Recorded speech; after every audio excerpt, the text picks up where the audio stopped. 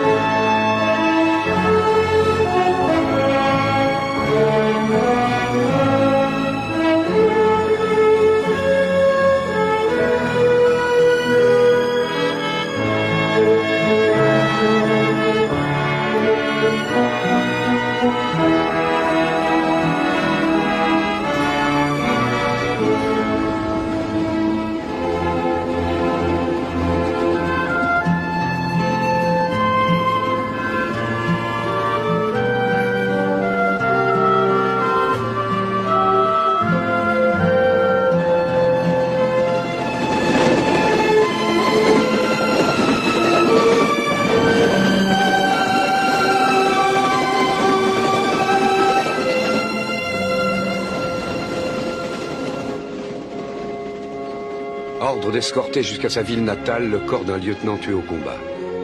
Une mission pénible, mais en principe de courte durée.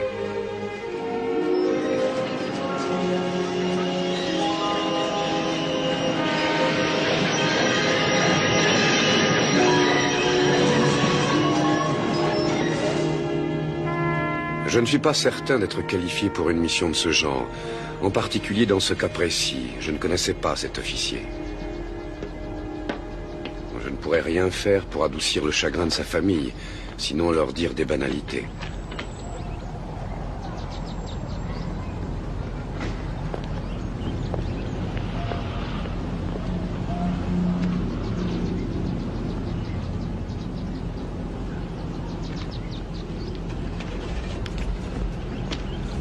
En voiture!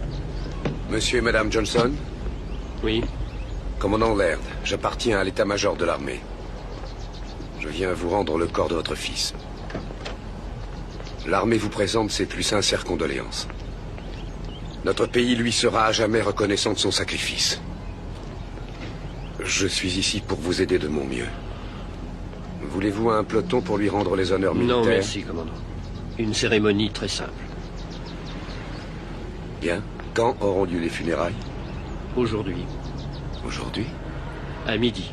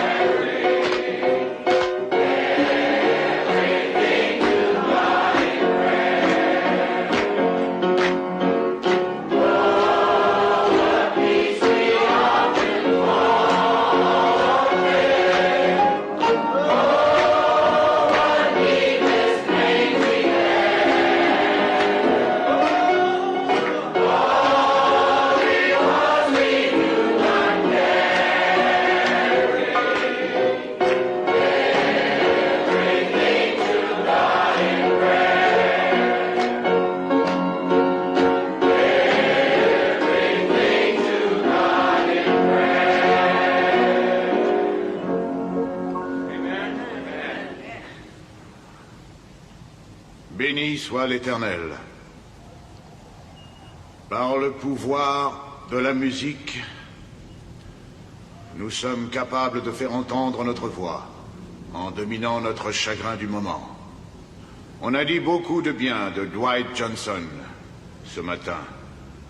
Mais nous savons tous que ce sont les actes, plus que les mots, qui pourront un jour faire changer le monde. Vous savez où a lieu l'inhumation. Vous êtes tous conviés à y assister. Et j'espère que vous y serez. Dwight a été tué à la guerre. Rendons-lui les derniers honneurs, dans un esprit de paix et d'amour.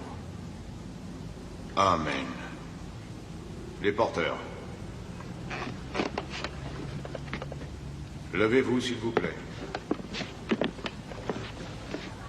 Avancez.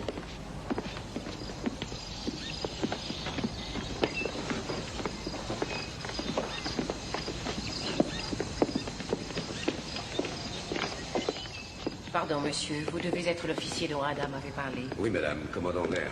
Eudora McAllister, une amie de la famille. C'est moi qui conduis les Johnson au cimetière. Vous voulez peut-être venir avec nous? Volontiers, merci. Ma voiture est juste en face.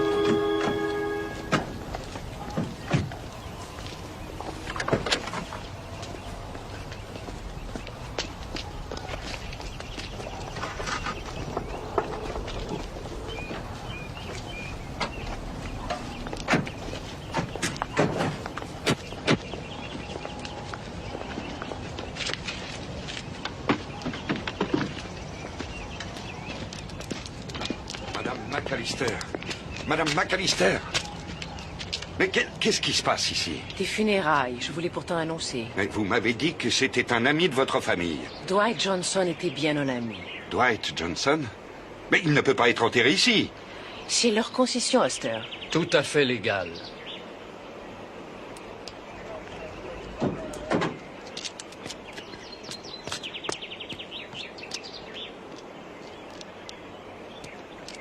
Madame McAllister, on a reçu des coups de téléphone de partout. Est-ce que vous avez donné cette concession à ces gens?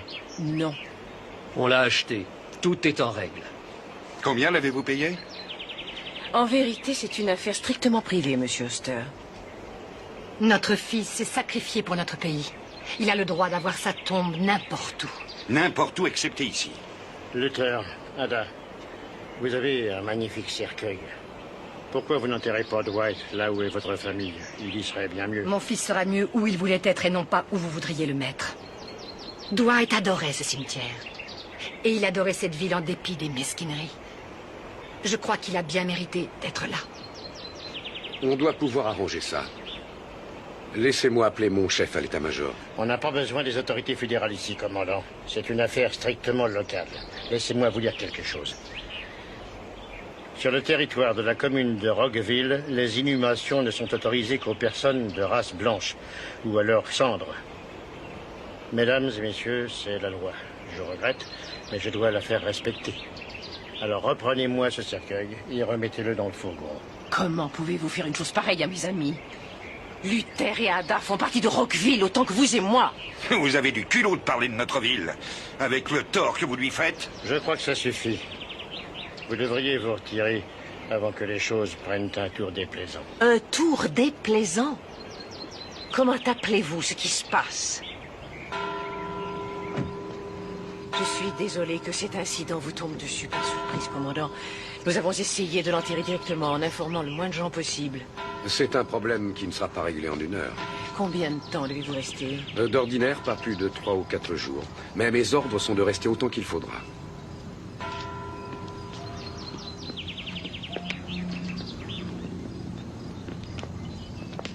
Qu'est-ce que vous désirez que je fasse? Est-ce que on peut le déposer quelque temps à l'église? Bien sûr. Autant que vous voudrez. Merci.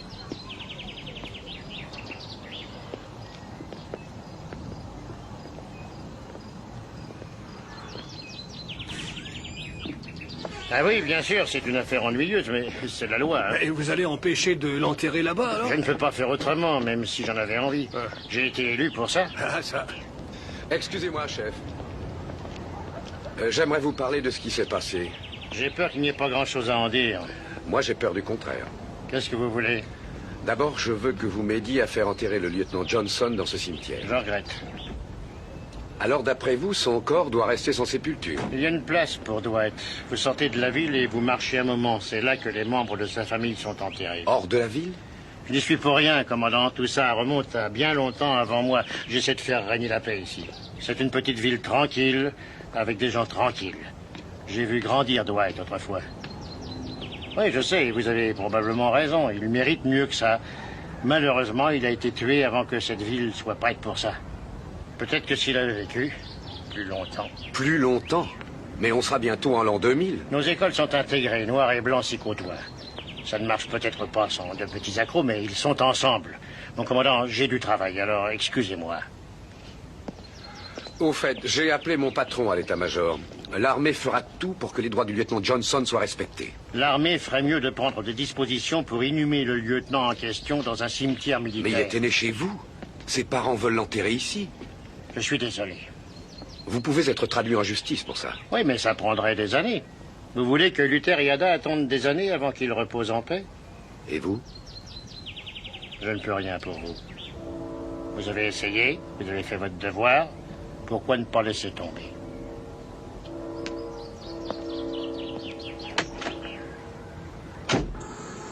C'est tout ce que l'armée peut faire tout de suite.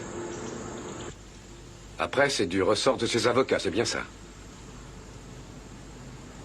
Très bien. Merci du renseignement. Au revoir.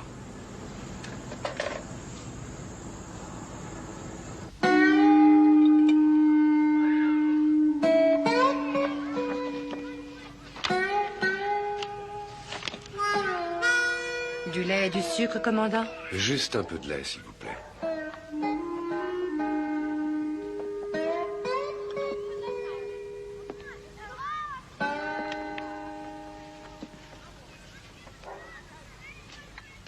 Je tiens à cet album depuis longtemps. Le petit nous a laissé beaucoup de souvenirs. Vous avez dû être très fier de lui.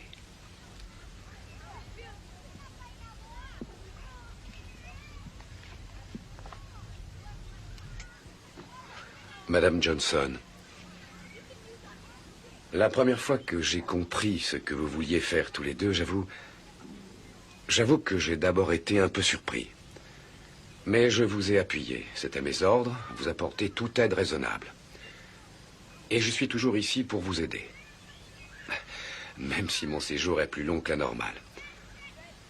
Mais je vois à présent à quoi vous vous attaquez. Avec la peine qui vous accable. Vous voulez aller jusqu'au bout? La peine qui m'accable. Je n'ai pas encore bien pris conscience de cette peine. J'ai pleuré, c'est tout. Je croyais avoir versé toutes mes larmes la première nuit, mais non. Pour le reste de ma vie, je crois que je ne passerai plus une nuit sans pleurer. Mais ma peine, comme la peine de mon mari, ne sont pas des excuses pour ne pas faire ce que nous devons à Dwight. Vous avez dit que vous n'aviez pas d'enfant? Non, madame. Pas encore. Je vous souhaite d'en avoir. C'est une bénédiction. Un sourire du bon Dieu. Certaines femmes semblent être faites pour ce genre de choses, mais pas moi. Toute sa vie, mon pauvre Dwight a réussi à me surprendre. Il a marché très tôt, et il a parlé très tôt aussi. Plus tard, il était fort en tout. Premier dans toutes les matières. Mon mari et moi, on est allés à l'école, mais on n'a jamais pu obtenir des notes comme ça. Il était vraiment exceptionnel. Vous savez, quelquefois on parlait de lui, on essayait de deviner d'où il pouvait bien tenir des dons comme les siens, quelle arrière-grand-mère ou grand-père aurait pu avoir un esprit pareil.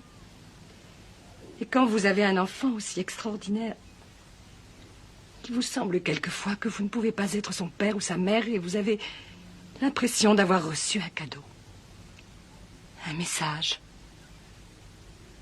que vous n'êtes pas vous-même en état de bien comprendre.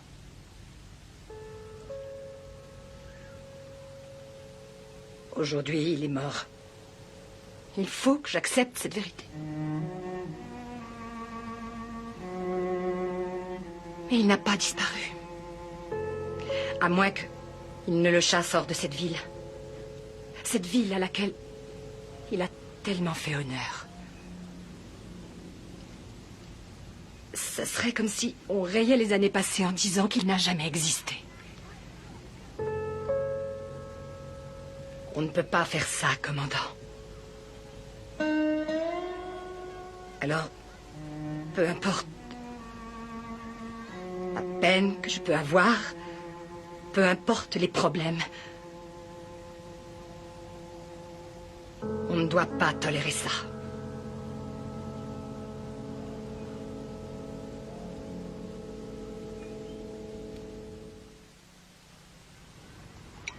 Vous avez lu cet éditorial, Joe?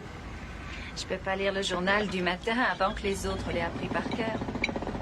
À propos de l'incident dans le cimetière, écoutez. Une femme blanche qui possédait une concession dans le cimetière en a fait cadeau à Luther Johnson et à sa famille. À votre avis, qui ça peut être? J'essaie même pas de deviner. Leur donnant ainsi un faux espoir de pouvoir enterrer leur fils en cet endroit. Faux, ça c'est vrai. Vous désirez autre chose? Non, merci. Où est-ce que je peux trouver un journal? Ceux qui déclenchent des affaires pareilles méritent ce qui va leur arriver. Oui, et quoi donc? Quoi? Qu'est-ce qui va leur arriver? Vous défendez cette stupidité, Henry? Ah non, non, mais je ne la critique pas. La seule façon d'avoir ce qu'on veut, c'est d'essayer de le prendre. La seule façon d'avoir ces idées dans la tête, c'est d'aller les prendre à l'extérieur. Ou chez une dingue comme Endora McAllister. Vous êtes satisfait? Oui, oui, c'était parfait.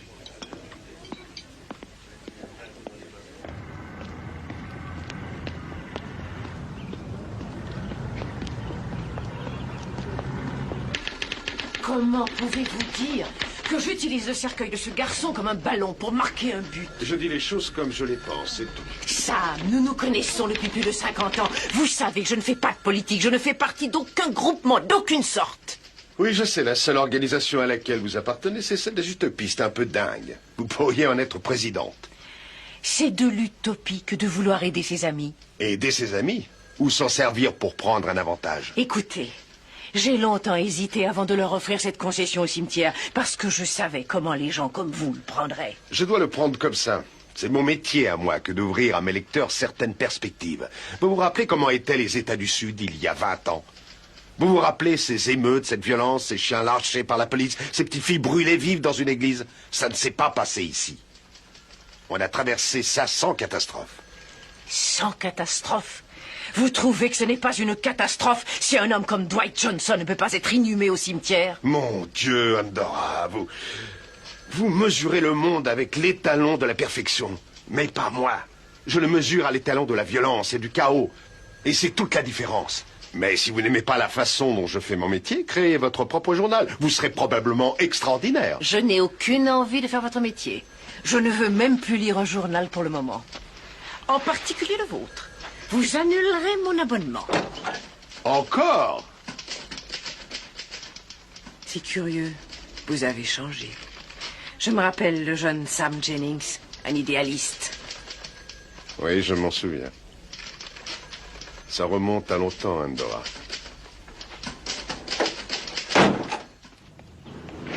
Bonjour, Madame McAllister. Bonjour, commandant. Vous allez au journal? Oui, Madame. J'espère que ça servira à quelque chose.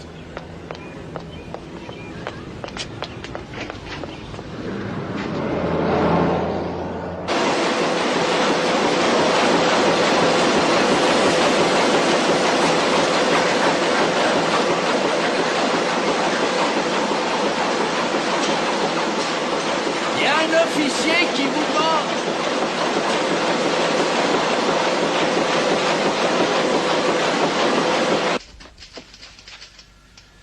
Vous désirez me voir? Je suis Sam Jennings. Commandant Kendall Laird. Je suis envoyé par l'état-major de l'armée pour aider les Johnson à enterrer leur fils.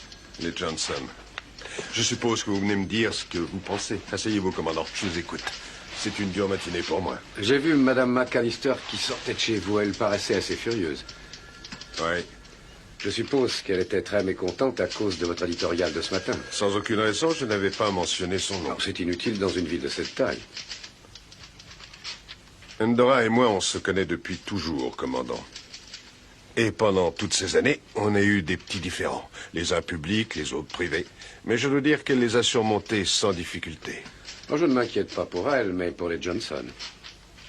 C'est honnête envers eux? Ce n'est pas une question d'honnêteté. C'est une question d'époque, de moment et Monsieur Jennings, nous sommes en 1972. L'intégration est la loi depuis plus de 15 ans. C'est peut-être bien la loi pour les écoles et pour les fontaines publiques, mais nous parlons pour l'instant d'un cimetière où nous enterrons nos familles. Et c'est un domaine personnel qui ne regarde que nous. Et les Johnson, ça n'est pas personnel pour eux et leur fils? Ils méritent mieux que ça. Eh bien, peut-être que oui. Mais j'espère que vous ne laisserez pas cet incident vous donner de notre ville une idée fausse. Écoutez, Monsieur Jennings, je vois que vous vous intéressez beaucoup à cette ville. Permettez-moi une question. Quelle image vous vient à l'esprit si je mentionne devant vous le nom d'une autre ville, Little Rock, dans l'Arkansas? Vous revoyez, n'est-ce pas, cette photo d'une petite fille noire qui serre ses livres d'école sous son bras, protégée par des soldats armés pour aller à l'école intégrée pour sa première classe. Vous ne voulez pas que Rockville passe à la postérité de la même manière? Non, bien sûr que non. Mais c'est... Alors, si vous ne voulez pas un scandale avec intervention de la Cour suprême, vous allez, dans votre prochain numéro, publier un autre article sur Dwight Johnson. Ces hommes l'ont fait proposer pour une médaille, pour les avoir sauvés. Est-ce que c'était des Blancs? Pour la plupart, oui, des Blancs. Ça peut vous faire une bonne histoire, non? Si c'est une histoire, oui. Si c'est un sermon, non. Vous pouvez m'amener ces hommes? Moi? C'est vous le journaliste, Monsieur Jennings, pas moi. Ne vous inquiétez pas pour moi, commandant. Donnez-moi un peu de précision, des choses prouvées, et je vous écrirai votre article. C'est vrai? Bien sûr. Et je le publierai immédiatement. D'accord.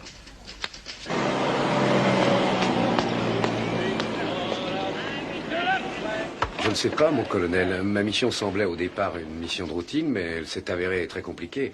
Avec une situation un peu particulière. Je voudrais aider cette famille, mais en fait, je ne sais pas trop comment. Je n'ai aucune règle qui puisse me guider. Quelle est votre impression sur la ville? Je ne sais pas exactement. Il semble que la population se partage. Il y a un journal local et son propriétaire m'a dit qu'il pouvait rassembler les témoignages des hommes de Johnson et les publier. Ah. Votre action ne serait pas mêlée à la controverse? Non, mon colonel. L'armée fera ce qu'elle doit faire. Mais nous devons penser au bien de la communauté. Après tout, Rockville n'est pas bien loin d'ici. J'en suis très conscient, mon colonel, mais les Johnson semblent décidés à ne pas faiblir. Bon, je vous conseille d'être prudent. Oui, mon colonel. Alors rappelez-moi. Oui, mon colonel.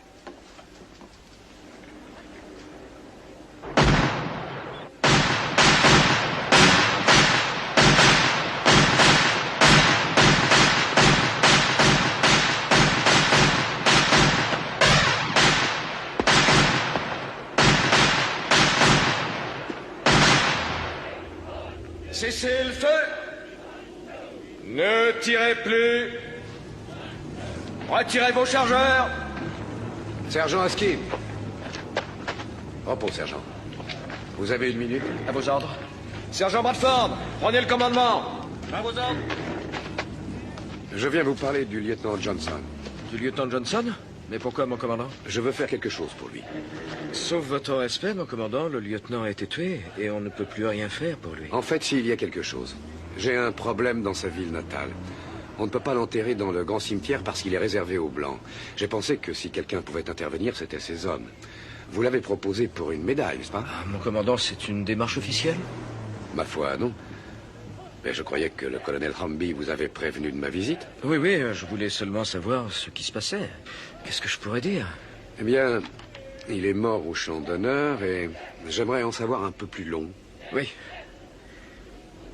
D'abord, je pense qu'il était un bon officier. Il avait peur de rien, ça il faut le reconnaître. Il ne cherchait pas les combats, mais une fois qu'on s'y trouvait, il avait plutôt tendance à prendre des risques. On dirait que vous avez eu des problèmes à ce sujet. Mon commandant, vous aimez qu'on vous tire dessus? Non. Moi non plus. Mais vous l'aimiez bien. Oui. Est-ce que vous éprouviez une impression particulière à avoir un noir comme officier? Non, tous les officiers sont pareils pour moi. C'est un bon gars. Avant d'être tué, il vous a sauvé la vie. Vous pouvez me raconter ça? Avant tout, je me souviens de la pluie. C'était la mousson. On était pris sous les feux croisés au bord d'une rivière. On n'a pas pu avoir un appui aérien et tout d'un coup, ça a été l'enfer. Ils nous ont bombardés au mortier. Bon, tout s'est passé très vite. Avant qu'on ait pu s'en rendre compte, le lieutenant a été tué, le coup l'a projeté dans la rivière. Il a pu lancer une grenade avant de mourir et tout est redevenu silencieux. Silencieux? Oui. Oui, les Viettes opéraient souvent comme ça. Parlez-moi de lui. Comment était-il? Je ne l'ai pas tellement connu, mon commandant. Vous savez, les officiers gardent leur distance. Oui, mais il y a peut-être de petits détails. Rien qui me revienne en mémoire, à moins que vous n'ayez des questions précises. C'est tout, mon commandant? C'est tout. Merci, sergent. À vos ordres.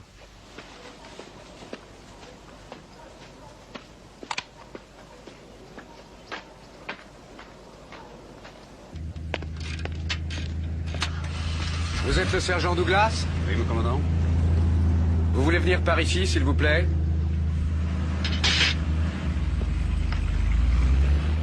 Je voudrais avoir des renseignements sur le lieutenant Johnson. À votre service, mon commandant. Je peux enregistrer notre conversation? Si vous voulez. Je parle à tous les hommes de l'unité. Voici le sergent Douglas. Je crois savoir que vous l'avez fait proposer pour une médaille. C'est exact. J'aimerais savoir si vous aviez avec le lieutenant les mêmes rapports que les autres. Comment ça? Vos autres camarades sont tous blancs. Non, il me traitait comme tous les autres. C'est-à-dire bien? Oui. C'était pas son genre d'être copain avec ces hommes. Mais tout le monde le respectait. Oh oui. Vous pouvez me dire quelque chose de plus personnel? J'essaye de savoir quel homme il était. Je peux pas vous aider. Pourquoi? Je ne l'ai jamais connu, vraiment. Il était noir, mais il était officier.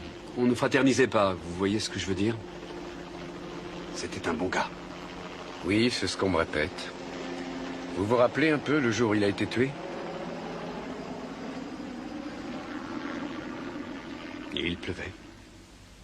Il pleuvait sans arrêt. Mes pieds pourrissaient dans mes bottes. On a été pris sous des feux croisés par les autres. On n'a pas pu avoir d'avion. Et puis, ça a été l'enfer des mortiers. Quand ça a été fini, le lieutenant était mort. Il était dans la rivière. Ce sera tout? Oui, c'est tout. Merci, Sir.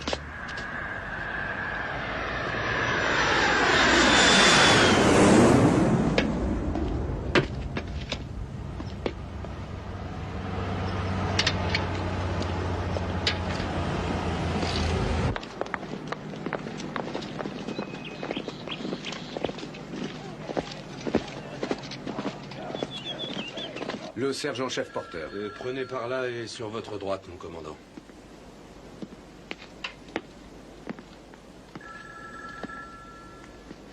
Chef Porter? Oui? Vous avez servi sous les ordres du lieutenant Dwight Johnson? Oui, une seconde, mon commandant, je vous ouvre. À vos ordres. Je peux vous parler une minute dans le bureau? Oui, mon commandant. Je savais que quelqu'un posait des questions sur le lieutenant. On m'en avait parlé. On a 3 téléphones. On a besoin d'un seul pour communiquer avec l'armée. Les 2 autres sont là pour notre morale. Je vois ce que vous voulez dire. Alors? Qu'est-ce que je peux faire? Je voudrais qu'on parle du lieutenant Johnson. Oui, mon commandant.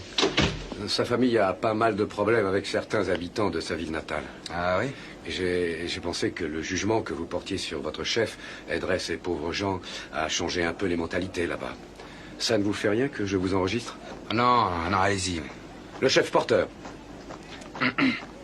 Bon, pour commencer, qu'est-ce que vous vous rappelez en priorité sur lui? Eh bien, il essayait de maintenir un peu plus de discipline, même au front, que la plupart des officiers. Question de formation, je suppose. Et qu'est-ce que vous en pensiez? C'était pour notre bien. Il était super.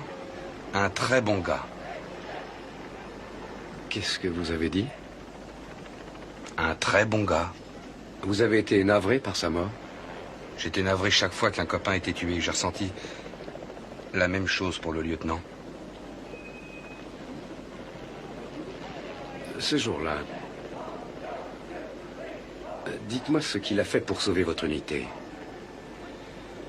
On était coincés sous le feu croisé de l'ennemi et on ne savait pas comment en sortir. Tout était trempé. Et il pleuvait depuis plus de 15 jours. On a demandé un appui aérien, mais on ne l'a pas eu.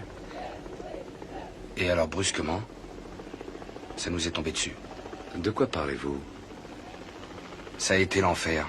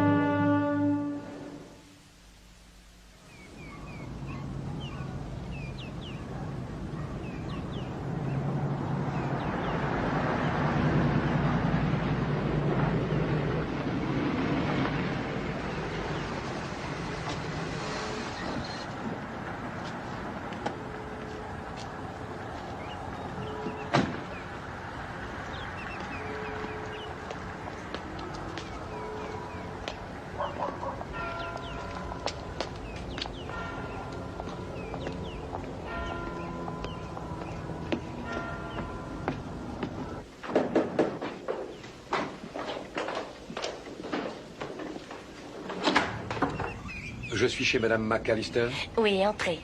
Merci. Elle est en bas dans la cuisine. Je m'appelle Eleanor Clark. Et moi, Kendall Laird, très honoré. Enchanté, monsieur, par ici. Merci. Commandant, êtes-vous toujours aussi ponctuel à la minute près? Oui, madame, c'est une habitude que j'ai prise dans l'armée. Asseyez-vous, commandant. Merci. Vous avez fait connaissance? Oui. Eleanor fait ses études à l'université d'Atlanta, mais quand elle est par ici, elle m'aide à entretenir cette vieille maison. Vous prendrez le thé avec moi? Avec plaisir. Tu es sûre de ne pas pouvoir rester pour une autre tasse? Non, merci, je dois partir tout de suite. Eleanor, ce monsieur est l'officier dont je t'ai parlé. Il a reçu pour mission d'aider les pauvres Johnson à enterrer Dwight. Quelle que soit la solution qu'ils choisiront. C'est bien ça, commandant. Vous connaissez mes ordres encore mieux que moi. J'en doute beaucoup. Vous me paraissez être un très bon officier. Servez-vous de la crème et du sucre? Est-ce que l'armée va engager une action en justice? Éléonore est étudiante en droit. J'espère bien ne pas être obligé d'en venir là. Je l'espère, moi aussi. Je suis navrée pour les Johnson. Et pour vous, Madame McAllister. Les opinions sont très partagées en ville. Même des parents à moi désapprouvent ce qu'essaient de faire les Johnson. Mais ils connaissaient mal Dwight. On était à la fac ensemble. En fait, c'est en partie pour l'imiter que j'ai fait du droit. Il n'a jamais perdu beaucoup de temps pour se distraire. Je sais qu'Ada s'inquiétait un peu de sa façon de se comporter. Il voulait toujours obtenir plus de lui-même. Et il avait commencé tout petit. Bon, il faut que je m'en aille. Ça ne vous ennuie pas si je prends votre voiture? Seigneur, non. Mais vérifie le niveau d'huile. Elle recommence à en consommer des quantités. Un de ces jours, je vais me plonger dans le moteur et trouver quel est le problème. À bientôt, commandant. Je l'espère, Éléonore. Alors, vous connaissez les Johnson depuis longtemps? Oh oui, depuis très longtemps même. Ada avait une mère sage-femme et c'est elle qui a vu naître mon seul enfant. Nos familles sont liées dans la vie comme dans la mort. Mon fils, Auburn, a été tué au Vietnam dans les premiers jours. Et Ada a été un grand réconfort pour moi alors. Ça a dû être une épreuve terrible pour vous. Un grand prédicateur a dit un jour, soyons courageux, puisque tout le monde doit livrer un jour une dure bataille. Et pas toujours sur le champ de bataille. Alors, pourquoi vouliez-vous me voir aussi vite, commandant? Je m'inquiète pour les Johnson. Quand vous leur avez donné cette concession, vous saviez que ça allait créer une cassure dans la ville? Je l'ai fait pour mettre fin à une cassure. Mais ça allait plus loin qu'un principe. C'était une affaire personnelle. Et si vous aviez connu Dwight, vous comprendriez ce que je veux dire. Il était vraiment exceptionnel. Oui, c'est bien ce que j'entends dire par tout le monde. Mais il n'avait pas de défaut du tout. Oh, si, il pouvait être difficile. Exigeant, mais surtout pour lui-même. Mais il rayonnait. Tout le monde le voyait. En fait, rien n'était irréalisable pour Dwight. Tout entrait dans ses possibilités. Quand il avait 8 ans, il est allé à la bibliothèque pour emprunter un bouquin. Mais la préposée n'a pas voulu lui donner parce qu'il était noir. Alors il lui a dit qu'il attendrait, jusqu'à ce qu'elle ait changé d'avis. Et il l'a fait, il a attendu. Il est resté toute la journée à attendre, debout, devant le bureau. La pauvre femme, à la fin de la journée, elle était au bord de la crise de nerfs. Je crois que si elle avait été plus jeune, elle l'aurait jeté dehors à coups de pied. Mais l'heure de la fermeture approchait, il était toujours là. Et quand l'horloge a marqué 5 heures, il s'est avoué vaincu et elle lui a donné le bouquin. Oui, si ça n'avait pas été pour le pauvre Dwight, je pense que je n'aurais probablement jamais donné ma concession. Mais mon Dieu, si on ne rompait pas la tradition pour un garçon comme lui, on devrait peut-être attendre encore 30 ans pour en trouver un qu'il vaille. Et bien sûr, Ada et Luther ne vont pas lâcher prise. Quelquefois, il suffit qu'une seule personne fasse un geste pour ouvrir des perspectives aux autres. C'est assez effrayant d'être cette personne. Mais quand c'est le bon moment et que vous le savez, vous vous dites, je crois que ça y est, c'est à moi de me lancer.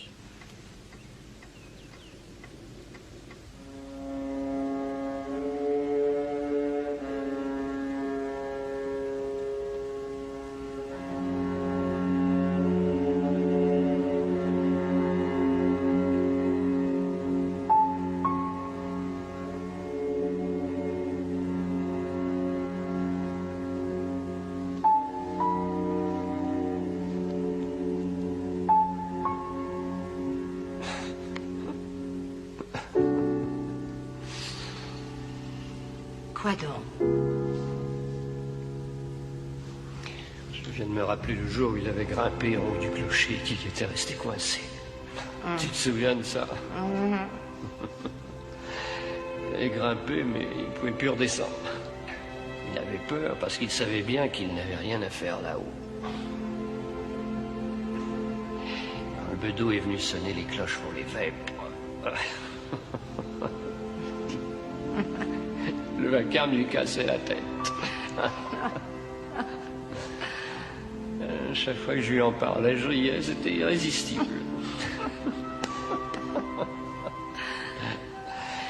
Comme je l'aimais. Ce petit.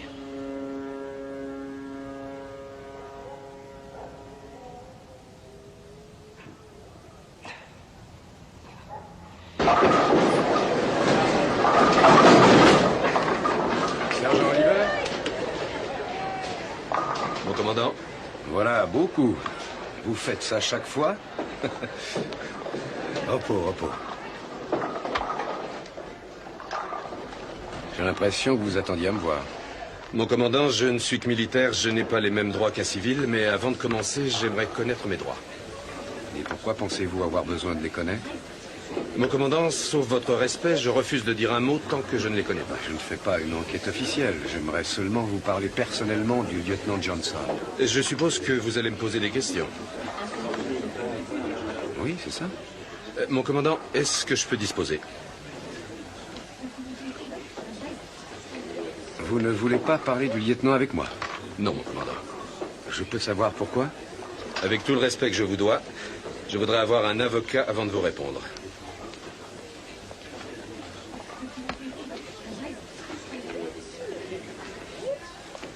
Retournez renverser vos quilles, Oliver.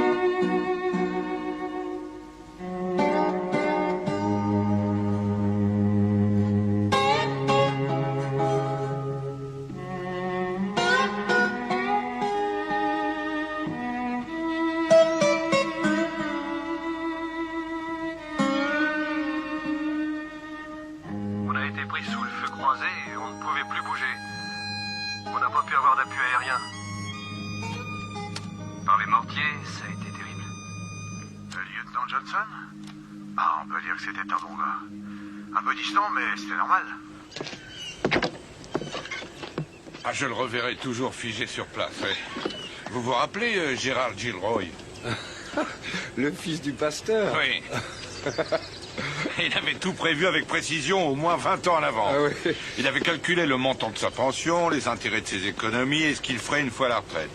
Quand il est parti, il a commencé par traîner chez lui toute la journée. Il a rendu sa femme cinglée.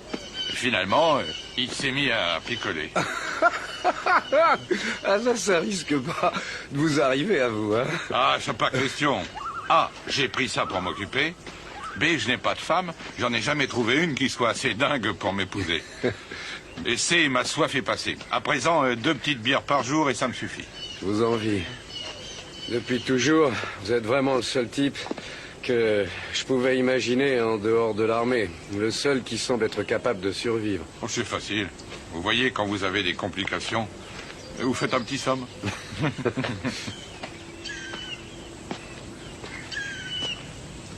Et si vous ne pouvez pas dormir?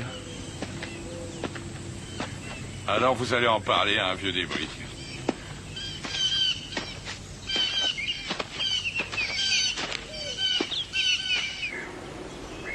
Allez-y, je vous écoute. Vous n'êtes pas venu jusqu'ici pour me parler du passé? Vous connaissez des types qui ont tué leur officier?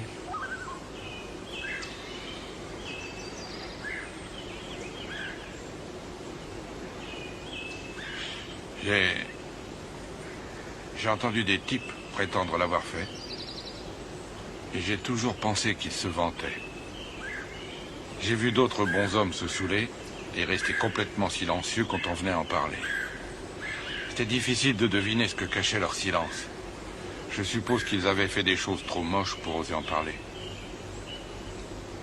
S'il y avait eu un complot entre un groupe d'hommes pour tuer leur officier au combat, et si je pouvais en amener un à craquer, vous croyez que je devrais les traduire en justice, même si je savais que ce serait terrible pour la famille du mort?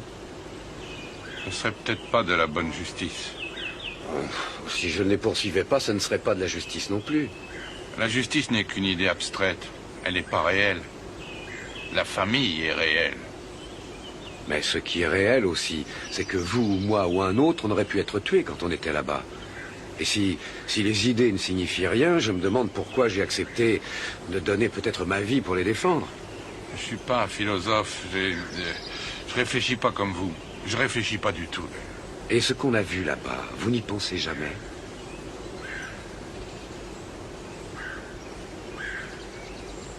J'essaie de pas y penser. C'est pas mon genre. Vous me demandez mon impression sur cette guerre pourrie? Je l'ai détestée. J'ai pas eu à réfléchir ni à me poser des questions. C'est venu tout seul. Mais vous suiviez les ordres. Oui, je suivais les ordres. Vous deviez croire en quelque chose. Je croyais en les ordres que je suivais. Oh, allons, mon vieux. Cette guerre devait bien signifier quelque chose pour vous. Je suppose. Quand vous aurez découvert quoi, dites-le moi. Pour commencer, j'aimerais savoir pourquoi vous prenez cette histoire tellement à cœur. Parce que, d'une part, je connais la famille, et je ne voudrais pas leur faire de mal. Mais je connais aussi les hommes de l'unité, et je sais qu'ils cachent quelque chose de minable. Ça ne peut pas être autrement. Oh, j'en sais rien. Peut-être qu'il vaudrait mieux tout laisser tomber. En tout cas, ce serait le plus facile pour moi. Ouais. Oui. Vous ne choisirez pas le plus facile, hein?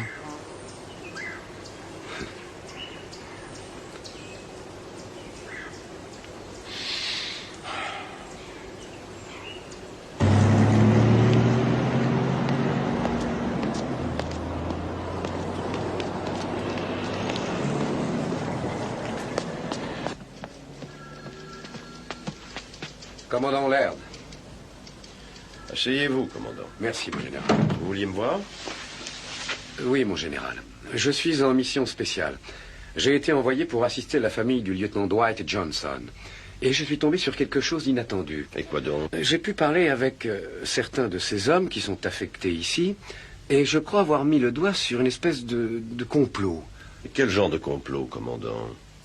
Quand j'ai demandé à quelques hommes qui avaient été sous ses ordres de me décrire le combat où il a été tué, ils ont curieusement employé les mêmes expressions clés, comme s'ils les avaient répétées d'avance. Ils ont paru nerveux parce que j'enregistrais leurs déclarations et l'un d'entre eux a refusé de répondre sans la présence d'un avocat. Commandant, vous suggérez que le lieutenant Johnson a été tué par ses propres hommes? Ils l'ont fait proposer pour une médaille. Ça n'aurait pas le moindre sens. C'est le genre de choses absolument impossible à prouver. Vous le comprenez? Oui, mon général. Et vous avez pensé aussi à l'effet sur la famille? Ce serait très pénible. Oui, mon général, j'y ai pensé. Ce serait une catastrophe. Le lieutenant Johnson était noir et ses hommes étaient en majorité blancs. La couleur ne compte pas dans l'armée, commandant. Théoriquement. Gardons cette histoire confidentielle pour l'instant. Si vous trouviez quelque chose de précis, je ferai faire une enquête officielle. Oui, mon général, je m'en... Moi aussi, commandant. Oui, moi aussi. Je veux un rapport là-dessus dans les 3 jours. Oui, mon général. Merci, mon général.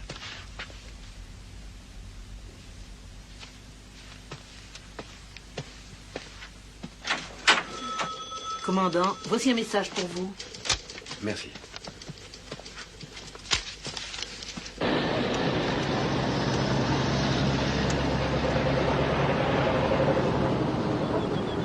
Sam Jennings, s'il vous plaît. Bonjour, Sam. Alors, qu'est-ce qui arrive?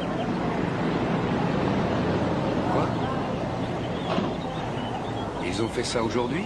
Ils ont acheté le cimetière au conseil municipal pour qu'il devienne une propriété privée. De cette façon, la loi d'intégration ne s'applique plus à lui. C'est un coup d'austère. Il a réuni quelques amis, ils ont réussi à faire leur petite combine avant même que la ville ait pu savoir ce qui se passait. Encore une de leurs manigances, et elles ne sont pas bonnes. Ils essayent tout pour maintenir le statu quo. Je croyais que c'était aussi ce que votre éditorial voulait défendre. Non, je ne voulais pas garder les choses comme elles sont pour le moment.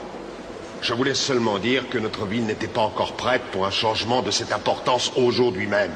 Mais je ne sais plus. Ces jours-ci, j'ai pu entendre des choses que je n'aurais jamais cru pouvoir entendre autour de moi de toute ma vie. Il y a même des gens qui m'ont dit que Dwight Johnson devrait être enterré dans le cimetière de Rockville. Ce que je peux affirmer, c'est que notre ville a changé. D'une manière insignifiante, mais elle a changé. Qu'est-ce que ça signifie pour les Johnson? Ça dépend surtout de vous. Vous avez trouvé du nouveau pour moi? Malheureusement, il y a beaucoup de complications du côté de l'armée. Qu'est-ce que vous voulez dire par là? En résumé, il me sera difficile d'obtenir quelque chose ces jours-ci. Alors, vous allez attendre? Ce ne sera pas aussi facile que je le croyais. Mais je ne renonce pas, Sam. Je vous rappelle, d'accord? D'accord.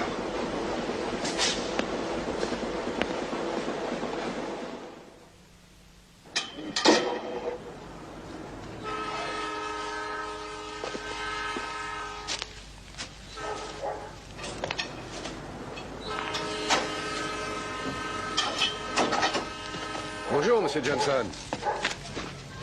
Bonjour, commandant. Comment ça va? Oh, on fait aller. Alors, vous allez travailler? Pas exactement. Ah bon, mais pourquoi? Voyez-vous, un homme m'a téléphoné la semaine dernière pour que je refasse son garage. J'y suis passé ce matin pour prendre des mesures et il m'a dit que c'était annulé. Ça a un rapport avec le problème du cimetière, hein? Bon, j'en sais rien. Il habite à 2 minutes d'ici. Vous croyez que vous perdrez d'autres travaux? Si Dwight était enterré là où ils veulent, est-ce que le travail reviendrait? Ça ne vous met pas en colère? Moi, ça me fait bouillir. D'où êtes-vous, commandant? Du Wisconsin. Je suppose que ça vous fait bouillir parce que vous venez de le découvrir. Ada et moi, on s'y attendait depuis le premier jour. Oui, c'est vrai, on a pensé tout de suite à toutes les petites saletés qui allaient se passer. On s'est décidé quand même. On a payé 15 $ à Madame McAllister pour la concession. Elle a dit que c'était le prix qu'elle avait payé quand elle l'avait acheté. On avait l'impression de payer pour acheter notre liberté, comme au temps de l'esclavage. Tenez, regardez. Voyez ces traces par terre?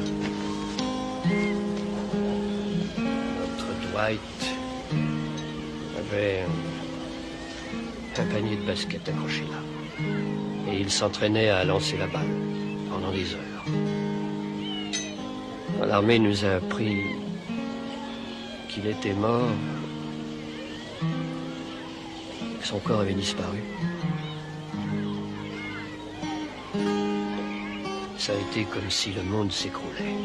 Oui, absolument. Je suis venu m'asseoir et j'ai regardé là.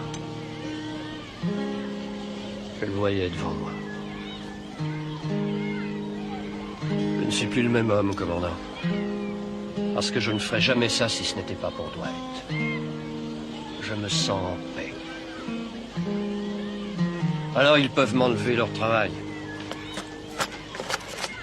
Mais ce qu'ils ne peuvent pas, c'est m'enlever ce sentiment de paix. Monsieur Johnson, j'admire ce que vous essayez de faire pour Dwight. Mais avant que je mette en route les moyens de l'armée, je dois vous demander si des funérailles officielles dans un cimetière militaire ne vous semblerait pas une solution acceptable. Ce serait plus simple? Cette décision vous appartient.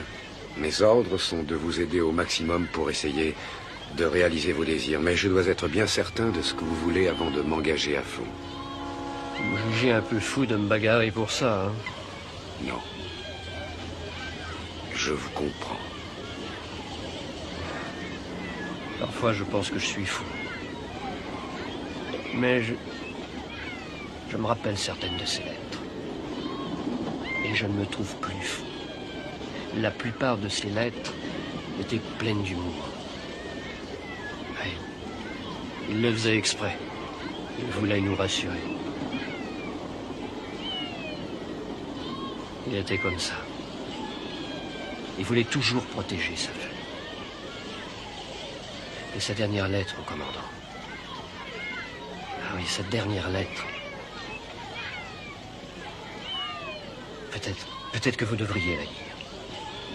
Steal away, steal away, steal away to Jesus.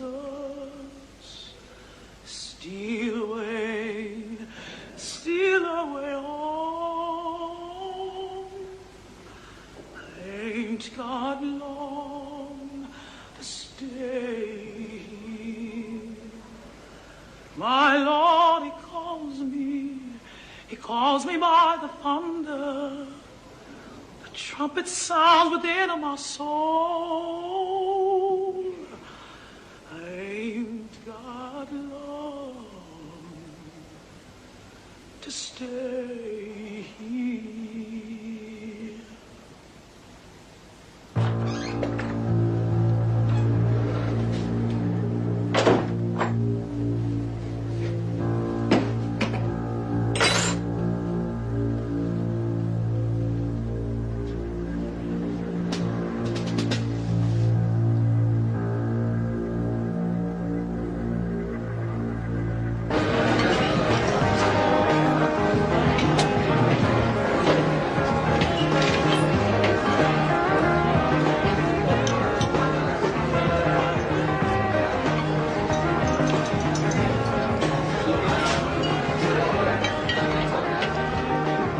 Bonsoir, Douglas.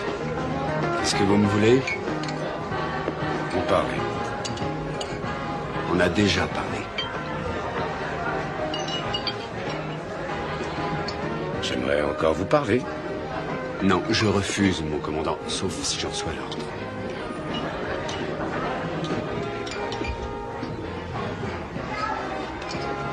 Une bière, s'il vous plaît.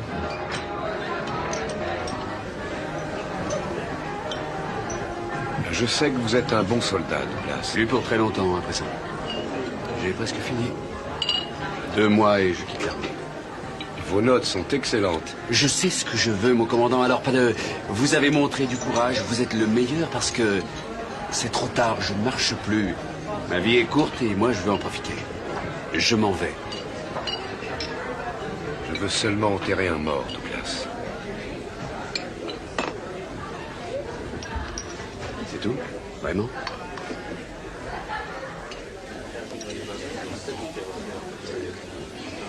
Pourquoi marchez-vous avec eux? On a toujours été ensemble? Une bonne unité. Là-bas, on s'est tous sauvé la vie. Vous voyez? Je pensais qu'au moins vous, de tous les hommes de l'unité...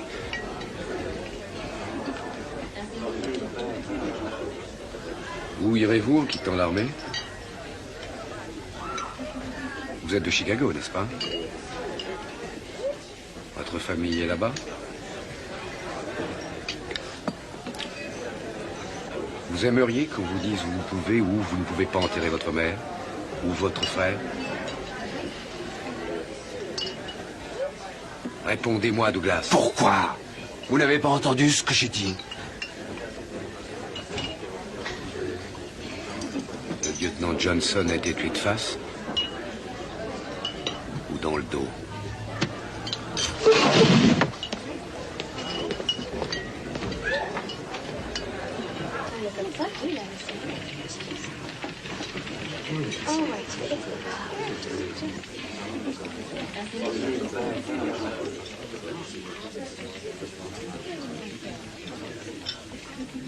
Oui, ils avaient perdu leur ligne, leur portefeuille, leurs clés, leur fric, enfin tout. Ils sont rentrés chez eux en suivant la berge comme ils pouvaient. Le lendemain, ils se sont arrêtés au motel pour regarder la télé. Je leur ai avancé 20 $ pour acheter de l'essence et du poisson, pour qu'ils ne perdent pas la face en arrivant chez eux.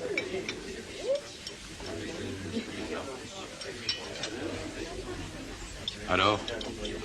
Et votre affaire, ça avance? Quelle partie de l'affaire? Un procès au civil pour ségrégation raciale d'un côté et peut-être un meurtre mystérieux de l'autre. Sans issue rapide de toute manière. Qu'est-ce que vous allez faire? Je n'en sais rien. Mais j'ai peur de ce qui peut se passer si un de mes types finit par prendre le mort aux dents. Vous êtes un inquiet, vous avez toujours prévu le pire. Oh, n'oubliez pas ce que Mulroney nous répétait. Peu de choses sont importantes et rien au monde n'est très important. C'est vrai, excepté la bouffe, le scotch et les blonds. Après quoi, on l'a renvoyé chez lui avec un ulcère et une perforation à l'estomac. Malheureusement, les deux choses sont importantes. Très importantes. Pour pas mal de gens, moi inclus, oui. Quand on est dans l'armée, on passe son temps à bouger, à voir de nouveaux bonshommes. On boit quelques bières et on repart ailleurs. Mais il y a certains visages qu'on ne peut pas oublier. Dwight Johnson semble avoir été comme ça pour moi. Et je ne sais pas pourquoi je n'ai jamais vu ce pauvre type. Peut-être que pour vous, il est le type à l'autre bout de la scie. Qu'est-ce que ça veut dire? Quand je travaillais comme bûcheron, je pensais que le meilleur compagnon à avoir à l'autre bout d'un passe-partout, c'était mon contraire absolu. Comme mon image dans la glace. Parce que quand il tirait, je poussais et vice-versa. Alors vous pensez qu'il est mon contraire? Vous m'avez dit qu'il prenait des risques. Et qu'il ne s'occupait pas de l'opinion des autres. Vous êtes un bon soldat, mon commandant. Très courageux. Mais vous essayez toujours de faire avancer le bateau sans provoquer de remous.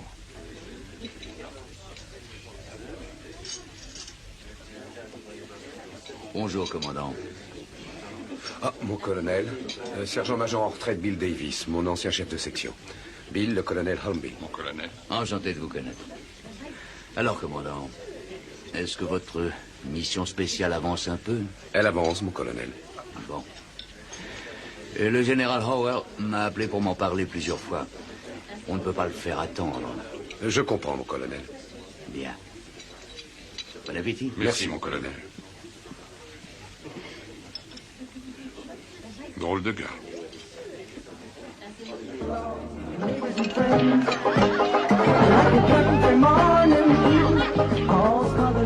Et alors, ça continue et on avance de plus en plus lentement. Et après beaucoup d'efforts, le taxi arrive enfin à la rampe d'accès. Mais là, il tombe en rideau, rien à faire pour grimper. On est obligé de descendre en vitesse et de pousser pour l'aider à monter. Alors je me précipite à travers l'aéroport et je franchis la porte au moment où il la fermait. J'arrive à bord de l'avion, je m'assois et il me faut au moins 1 heure pour reprendre mon souffle. Et mes bagages partent pour Cleveland.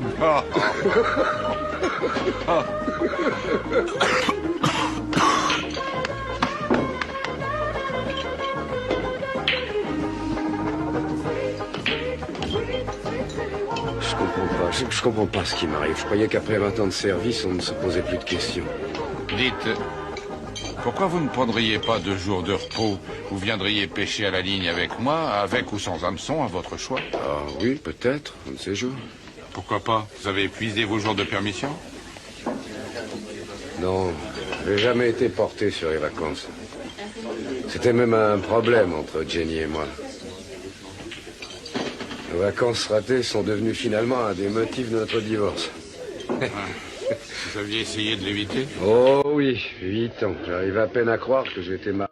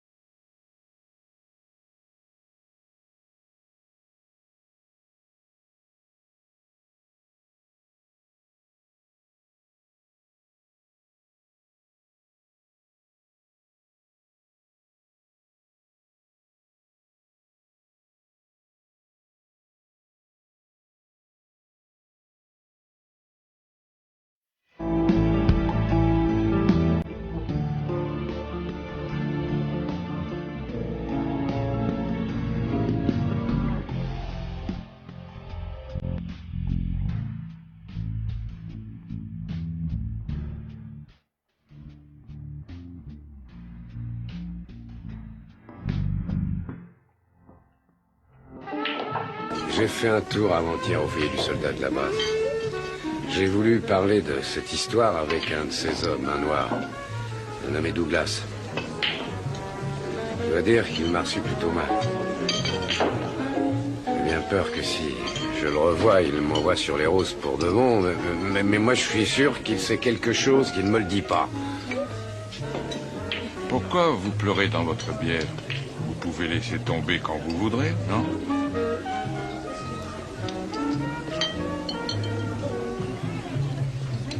Vous connaissez votre problème? Vous faites enfin quelque chose qui vous passionne.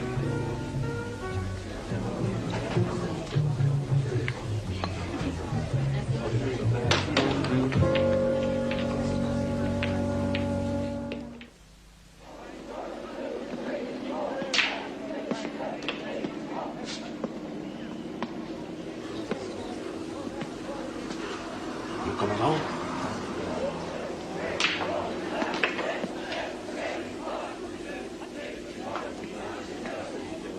Encore vous? Mais pourquoi vous continuez à me harceler? Laissez-moi questions. J'ai rien à vous dire. Cette histoire ne vous lâchera pas, ni moi non plus. Écoutez, Douglas, je suis désolé de vous avoir un peu bousculé. Excusez-moi, mais il s'est passé une sale histoire. Si on accepte de l'étouffer en ne disant rien, elle va pourrir et pourrir et pourrir jusqu'à ce qu'elle explose. Alors dites-moi ce que vous savez. J'en ai assez. J'ai fait ce que je devais faire là-bas, mais laissez-moi vous dire ce que c'était pour un noir. J'ai donné mon sang pour un blanc qui avait été blessé. Et pendant qu'on me pompait mon sang pour ce gars, il a repris assez conscience pour voir qu'on lui transfusait mon sang. Et il s'est mis à crier au Toubib d'arrêter la transfusion. Et quand le Toubib lui a dit qu'il allait mourir si on ne lui transfusait pas mon sang, cette espèce d'ordure, il a crié qu'il aimait mieux crever que de vivre grâce à du sang noir. Le lieutenant Johnson n'était pas seul. J'aurais cru que ça vous pousserait à l'aider un peu plus. Vous croyez que je faisais encore partie de l'armée, mais non. C'était comme si j'étais déjà parti. Pourquoi ça vous empêcherait de faire rendre justice à Dwight Johnson? J'ai appris depuis longtemps que le but du jeu c'était de survivre, que c'était ça le plus important. Il faut y penser à tout moment. Je suis désolé pour le lieutenant et pour tous les gars qui ont été tués. Je suis désolé de me réveiller en sueur même s'il fait froid. Je suis désolé de vous avoir parlé. Douglas, je sais qu'il s'est passé une sale histoire. Vous savez rien. Vous n'étiez pas dans ce trou pourri. Vous n'étiez pas là quand Bayer et Johnson ont été touchés. Bayer? Qui est Bayer? Vous ne trouvez pas trace dans tous vos dossiers d'un type nommé Bayer? Comme je vous l'ai dit, mon commandant, les hommes changeaient souvent d'unité. En fait, on aura du mal à reconstituer tous les mouvements. Si votre gars a appartenu à cette unité, il n'y a que 3 possibilités. Il est chez lui, à l'hôpital ou au cimetière. Si vous y tenez, je vais essayer de vous le trouver. Oui, j'y tiens.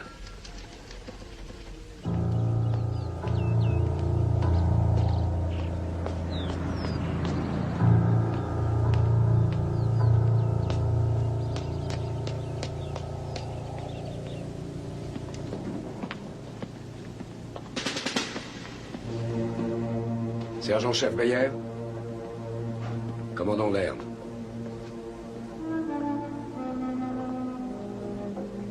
Comment ça va? Comment ça a l'air d'aller? Pas très bien.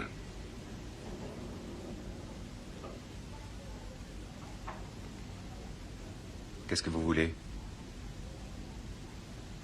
On m'a donné comme mission de rendre à sa famille le corps du... Je ne suis pas encore mort. J'ai pour mission de rendre à sa famille le corps du lieutenant Dwight Johnson. Allez-vous-en. Pourquoi? Il ne peut plus rien m'arriver de pire que ce qui m'est déjà arrivé là-bas, alors vous pouvez me menacer de quoi que ce soit, ça ne fera aucune différence. Infirmière, faites-le partir de là, s'il vous plaît. Infirmière! Personne ne vous menace, est-ce bien clair? Clair? Quelque chose est clair pour vous, mon commandant? De moins en moins avec l'âge. Où c'est chez vous, Bayer? Ici, mon commandant. Je veux dire, d'où êtes-vous? L'Arkansas. Vous ne serez pas surpris du genre de problème que j'ai à Rockville. Quel problème? Vous ne savez pas? Vous n'avez pas entendu les rumeurs? Je n'écoute pas les rumeurs, mon commandant. D'ailleurs, je ne parle à personne. Les Johnson ne peuvent pas faire enterrer leur fils. Le cimetière est réservé aux Blancs. Ils l'ont retrouvé? On a retrouvé son corps? Ben oui, ça fait un moment. Qu'est-ce qu'il y a? Oh, et où on l'a retrouvé? En aval de l'endroit où vous avez été touchés tous les deux. Ça va? Et où est-il à présent? Dans une chapelle, près de chez lui, à 1 heure de voiture. Il flotte. Comme la dernière fois que je l'ai vu. C'est atroce. Je ne veux plus jamais en parler. Allez-vous-en, laissez-moi tranquille. Ça va aller. Partez. Allons, Laissez-moi, je ne veux plus en Calmez, parler. calmez-vous. Laissez-moi. Écoutez-moi 1 minute. Calmez-vous.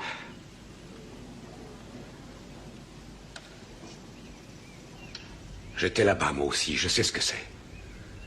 Il y a des souvenirs affreux qu'on ne peut pas oublier. Mais pour nous, au moins, c'est fini. Nous sommes revenus. Le lieutenant Johnson a été tué. Et il se bat encore. J'essaye de l'aider et je compte sur vous. J'ai raccompagné le corps d'un héros pour le rendre à sa famille.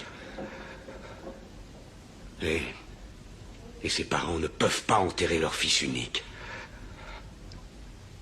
Au début, il était seulement un cercueil pour moi.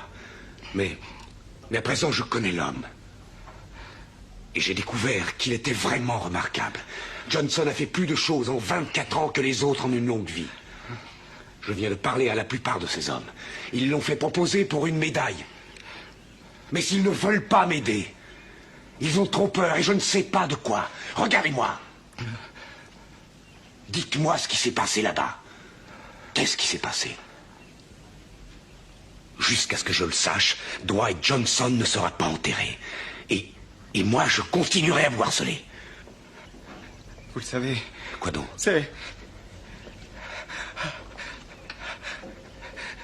C'est de ma faute. Mais de quoi vous parlez? Je parle de tout. L'appui aérien.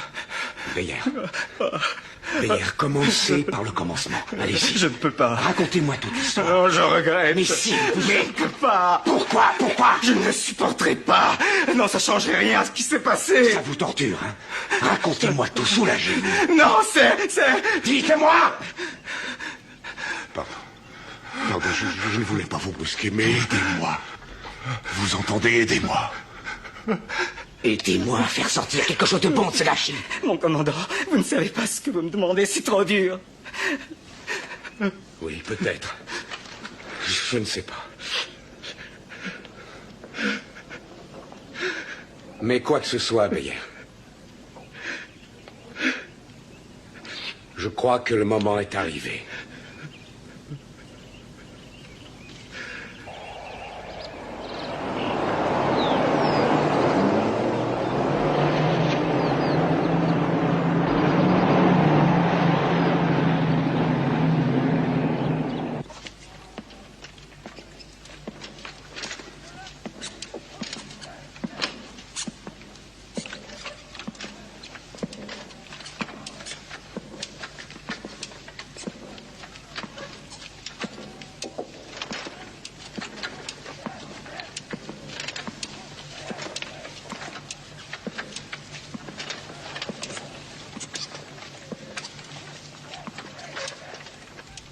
Messieurs.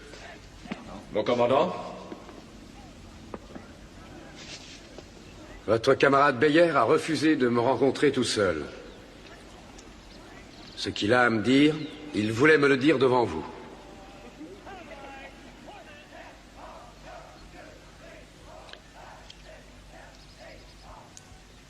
Le commandant m'a dit ce que vous lui aviez raconté sur la façon dont le lieutenant a été tué.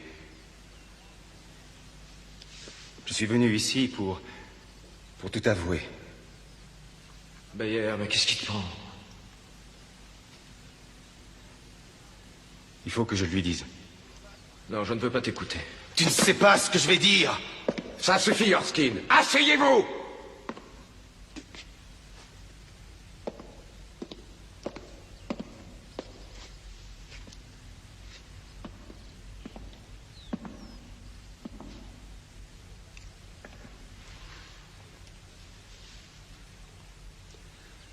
On vous écoute, Beyer. Partez du commencement. Mon commandant, environ 10 jours avant que le lieutenant soit tué, notre unité a été envoyée en patrouille de reconnaissance lointaine dans le nord de Chulai. Alors on a avancé, en se crevant les yeux pour essayer d'apercevoir les autres, comme un tireur à l'affût qui guette un vol de perdreaux. On est monté jusqu'au sommet d'une montagne, ou plutôt d'une colline, et on pouvait voir la vallée. Les autres étaient là. Ils transportaient des munitions. N'oublie pas l'idée géniale du lieutenant, Beyer.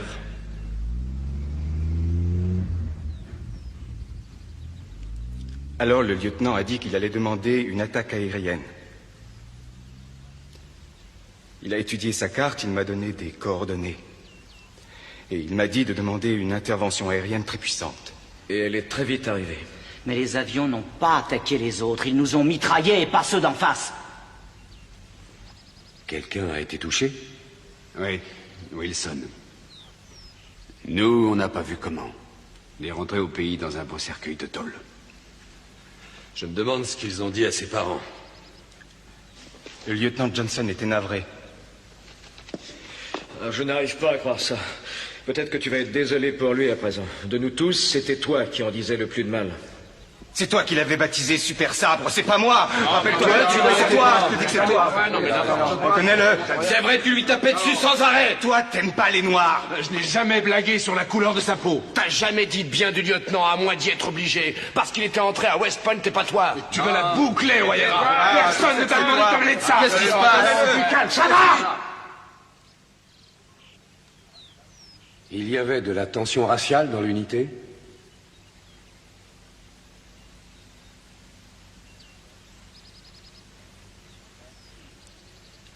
Porter? Les choses allaient mieux. On formait une bonne unité. C'est vrai. C'était la seule chose qui pouvait nous remonter un peu. Wilson était notre premier copain tué. On avait tous eu de la chance jusqu'à ce jour-là. Le lieutenant Johnson était très capable. C'était pas un type à faire une pareille erreur. Non, mais celle-là, il l'a bien faite. Non, il ne l'a pas faite. Il n'a fait aucune erreur. On a tous vu qu'il était déchiré par cette bêtise. Mais c'était trop tard. J'aurais dû lui dire, j'ai essayé, j'ai pas pu. Quoi? Qu'est-ce que tu veux dire? Le lieutenant n'avait pas fait d'erreur. Quand j'ai demandé une attaque aérienne, j'ai changé les coordonnées. Tu as fait quoi? Quoi, il a changé? J'ai cru qu'il s'était trompé, j'ai cru qu'il allait tous nous faire massacrer. Allons. Poursuivez, Beyer. Le lieutenant n'a pas vérifié avec vous après? Si, mais je lui ai menti. Je lui ai dit que c'était bien les chiffres qu'il m'avait donnés. Mais pourquoi avez-vous fait ça? Pourquoi? Pourquoi avoir changé les chiffres? Il pensait qu'un noir ne sait pas lire une carte. Il a raison.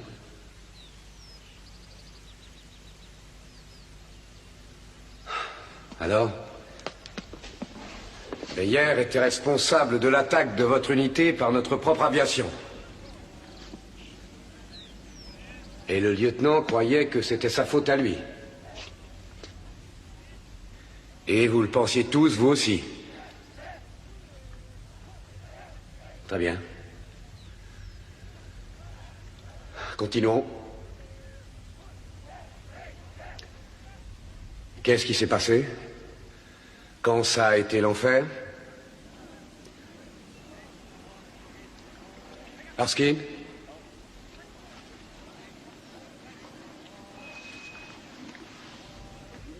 C'est passé à peu près ce qu'on vous a dit. Sauf qu'on vous en a caché une partie. Quelle partie? Eh bien, Le lieutenant Johnson pensait avoir repéré d'où partaient les obus de mortier. Il a pris un lance-grenade à un des hommes et il a crié « Allons-y ». Et il est parti le premier. Bon, et après ça? Meyer était le seul copain qui l'ait suivi. Le lieutenant et lui ont été touchés tout de suite. Mais avant de mourir, le lieutenant a pointé son lance-grenade en direction du mortier. Et il a fait feu. Et il l'a eu?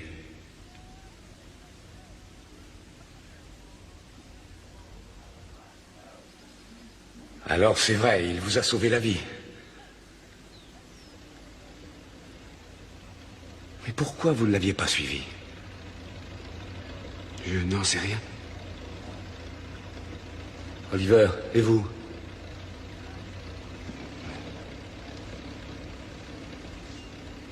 Pourquoi vous ne l'avez pas suivi? Quand le lieutenant a eu fait cette erreur, ou plutôt quand on a cru qu'il l'avait faite, on s'est mis à douter. À douter de ses capacités à vous commander? Vous auriez eu les mêmes doutes si votre officier avait été blanc?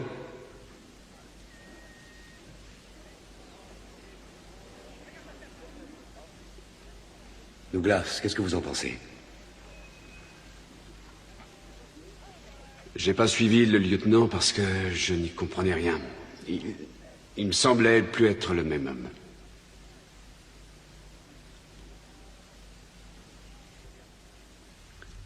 Combien de temps avez-vous hésité? C'était une seconde ou plus de 10? Je crois que personne ne le sait.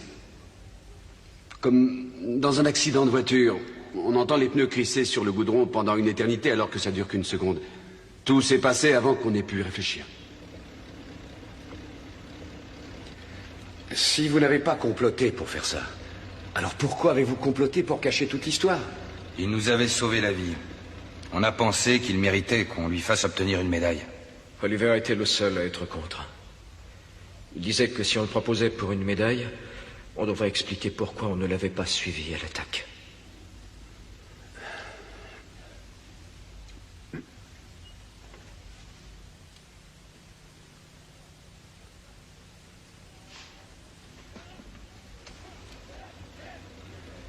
Messieurs, je voudrais vous lire quelque chose. C'est la dernière lettre que le lieutenant Johnson ait envoyée. Je suppose qu'il l'a écrite à peu près une semaine avant sa mort. Mes chers parents, j'ai une minute de libre et j'en profite pour envoyer ce mot. Les choses ne vont pas tellement bien. Nous avons eu notre premier tué et toute l'unité en a été très émue, y compris moi. C'est une terrible responsabilité que de prendre des décisions qui mettent en péril la vie des autres. Je veille sur mes hommes autant que je le peux. Leurs vies sont entre mes mains et mes mains ne doivent pas trembler. Ils croient en leur pays et ils ont accepté de risquer de mourir ici pour lui. Mon travail, c'est de les garder en vie. Et ça n'est pas facile. Quelquefois, je me sens profondément troublé. Et à chaque instant, je me demande, est-ce que je fais ce que je devrais faire? Mais ne vous inquiétez pas. Je surmonterai cette crise de doute. Vous me manquez, je vous embrasse, votre fils Dwight.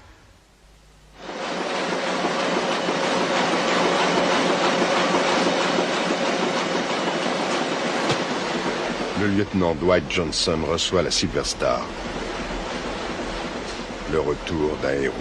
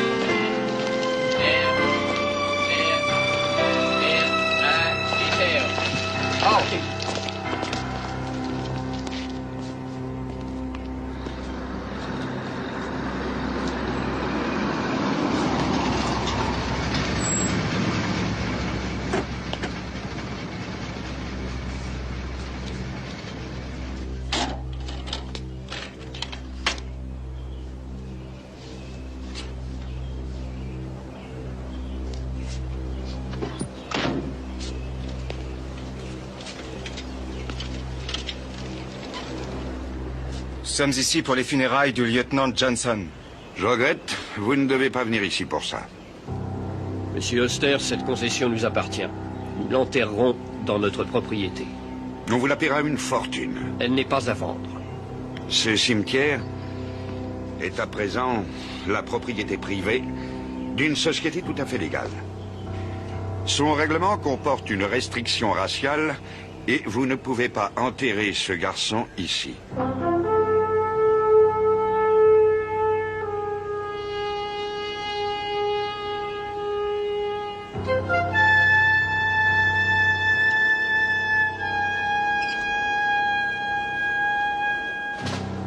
Nous sommes ces anciens soldats.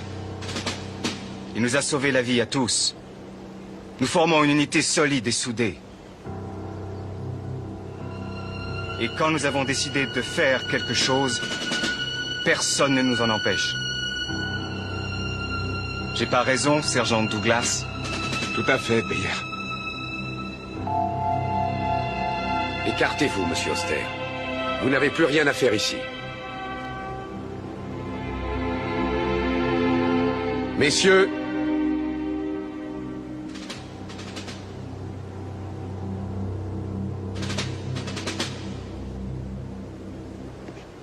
en avant, marche, gauche, gauche, gauche, gauche.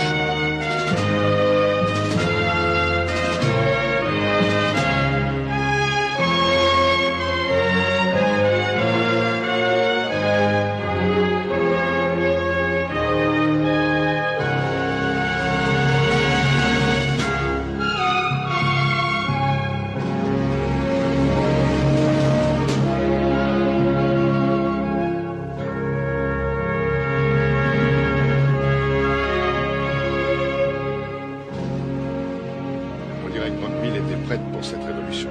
Oui, on dirait.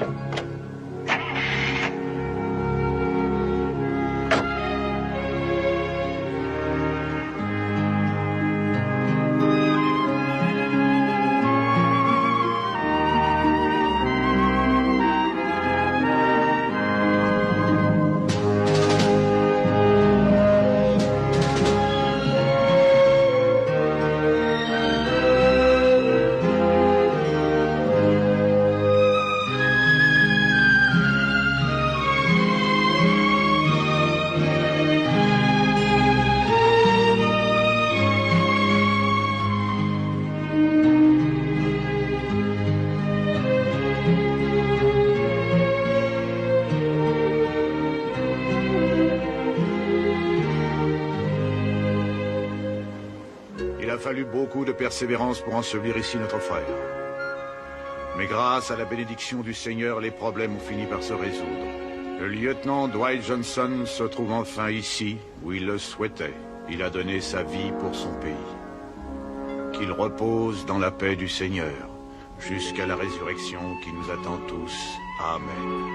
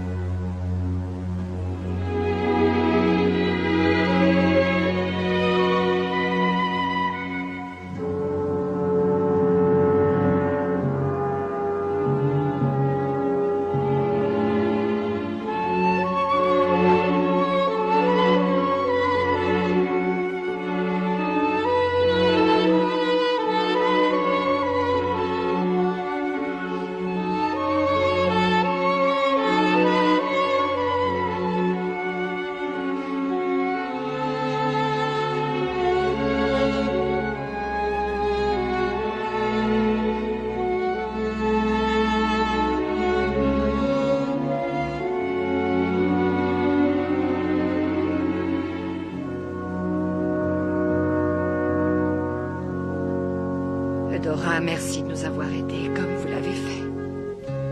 23 février 1972. On a enterré aujourd'hui le lieutenant Johnson. Enfin. Mais l'esprit qui l'animait lui survivra longtemps. Dans cette ville, en ces hommes et en moi-même. En arrivant ici, je voyais les choses d'une certaine manière. En repartant, je les verrai différemment. Sa famille et ses hommes m'ont fait changer. Bien que je ne l'ai jamais connu de son vivant, le lieutenant Dwight Johnson m'a fait changer.